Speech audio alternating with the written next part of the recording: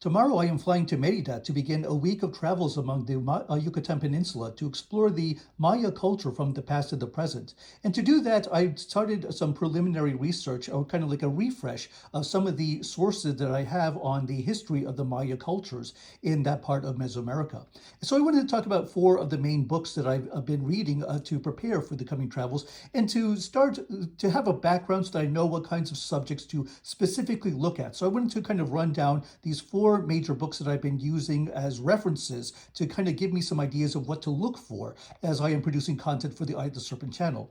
Today is September 19th, 2025, and so from the 20th to the 27th, I will be in the Yucatan Peninsula, specifically in the state of Yucatan, to look at some of the contemporary and ancient cultures or expressions of the Maya civilization.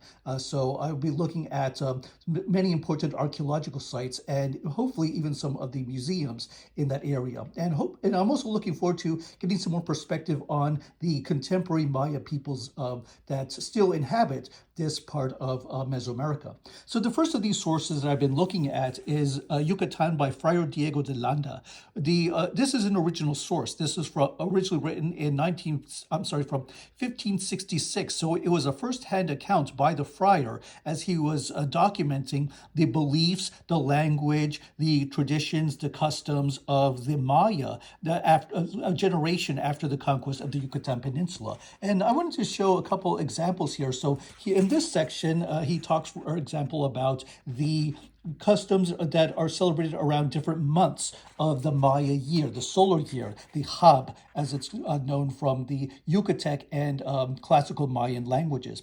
And this was an important source for me because it also has firsthand accounts by the Maya themselves of how they understood the history of Chichen, Mayapan, the Itzah Maya, and some of the other civilizations that proliferated in this part of Yucatan up to the time of the conquest. So it's a firsthand account from the perspective of the Maya themselves about what they understood of Chichen and the fall of these major civilizations up to right before the conquest of Mexico. So let me find an example here. There are actually some good images of, so we have some images of the calendar and some discussion of the hieroglyphs. I'm trying to find the section here, yes, where it talks about the architecture of some of these ancient sites, and even some of the illustrations mapping out how these temples would have originally appeared up and before the conquest. So some of these were already in ruins but by the time the Europeans arrived. So it's a very interesting kind of historical description of what the Maya were like up to the time of the conquest, and then the traditions that were still active among the Yucatec-speaking Maya people in this part of Mexico. The next book on this list that I was also looking at, The Court of Kings by Linda Schele and Peter Mathews, is an interesting take because it's exploring 7 different major Maya cities from the Maya land, especially during the Classic period, from 250 to 900 AD. And this one is particularly interesting because what it does in each chapter, dedicated to a specific city, is looking at one particular architectural or artistic exemplar that represents concepts of Maya thought, Maya political organization, mythology, how they wrote in hieroglyphics. So just by looking at one specific place or artifact for each chapter, illuminate larger, bigger picture ideas of the Maya civilization. And this book actually has 2 chapters specifically about Yucatan. So, for example, this chapter is about Chichen, and it talks, and the focus, the theme of this chapter about Chichen is the giant ball court. So it's looking at all of these different themes and the art, the hieroglyphs. I'm sorry, this is Wrong chapter. Yes. So it's looking at the position of the ball court within the map of the major Chichen area, makes comparisons to colonial texts such as the Chilambalam sources, from the prophetic text from this region. And it is focusing on the massive ball court, the largest, well, quote unquote, ball court of all Mesoamerica. But this has been thrown into question more recently. But in any case, it is a ball court shaped structure. And so it talks about the ball game and why it is so important for understanding the way that the Maya understood their mythical and political and social worlds. So this book, in this chapter on Chichen, its focus on the ball court is kind of like a gateway, a window to these larger like themes in the history of the Maya civilization.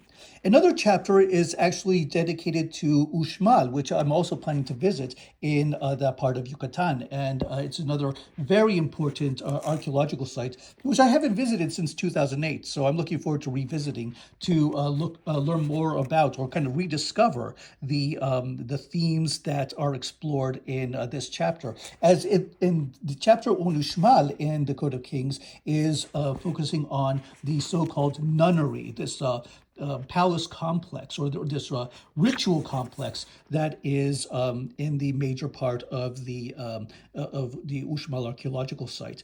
And so it's focusing on the architectural details among the various buildings that encircle or that surround this central plaza. So it's focusing on mythical themes, architectural styles, the even some of the text and hieroglyphs that have been discovered in this area.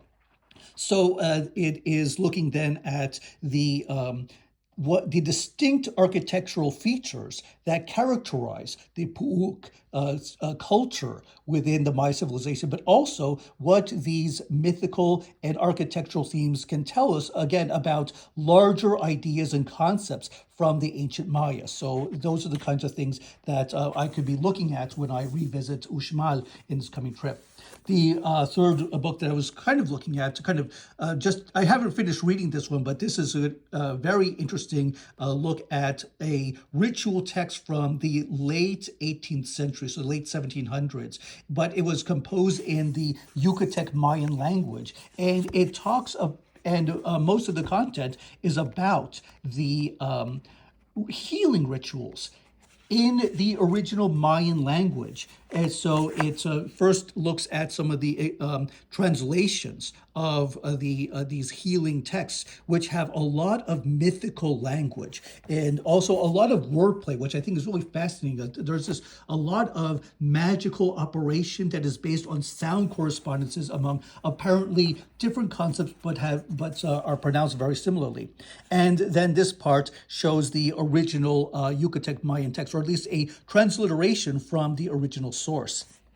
So this is, I wanted to look at this because it is a window into the Mayan ritual languages that were used presumably even before the arrival of the Spanish. So this is, even though a lot of the content does have some elements of Christianity, but if you kind of look past that, you can see a lot of indigenous ideas of ritual speech and its power in for infecting or for restoring equilibrium within the patient. So I thought that this was a really interesting read from what I've been able to study so far. But so this was, I wanted to get some more context, some more ideas about how the Maya ritual was performed, in this case for healing a sick patient. But there are many other very important sources that we have from the classical, from the pre-Columbian period, from hieroglyphic texts, from colonial sources, as well as contemporary practices. We have a very extensive picture, an understanding of how the Maya have performed ritual, and especially the role of language and offerings, and in order to effect the transformations that the rituals are supposed to achieve. The last of the books that I looked at, A Forest of Kings, also co-authored by Linda Schele, but here with David Freidel, has a chapter toward the end also about Chichen. And so I'm going to open up to this section here. So here is another chapter about Chichen, but this one is particularly pertinent because it has the most of the books that I've written, or I'm sorry, the books that I've looked at. This one has the most emphasis on the hieroglyphic texts themselves. So this is doing a historical reconstruction, looking at the political history, the cultural background, the mythological reckonings that the Maya shared. And by looking directly at the content of the hieroglyphic text themselves. So this is Maya culture as written by the ancient Maya. And so this is a very interesting study of the history and the rituals and the beliefs, the symbolism from the Maya of Chichen.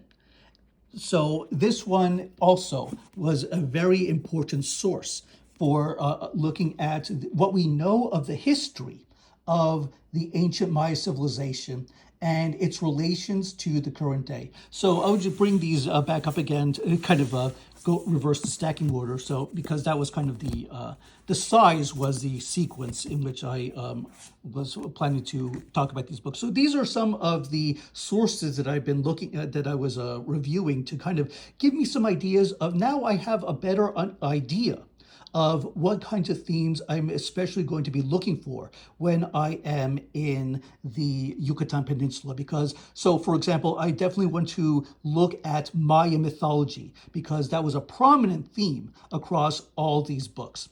I also want to look at the role of ritual in the political world of the Maya because I think that's a very important topic right now.